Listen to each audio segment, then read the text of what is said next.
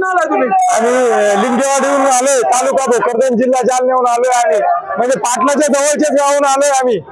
किती जणांची टीम निघाली? आमची कम से कम 30 ते 40 जणांची टीम आलेली आहे दादा।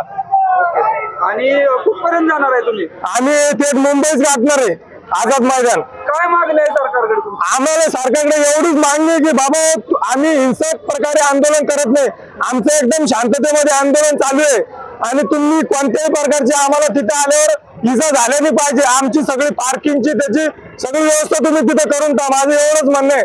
आमचं हिंसक प्रकारे आंदोलन नाही, एकदम शांततेत कोणाला गाल बोट न लागता आम्ही असं आंदोलन चालू आहे आमचं। पाटलांनी सांगितलंय कोणाला इजा न होता, तकलीफ न होता आमचं शांततेत आंदोलन चालू आहे।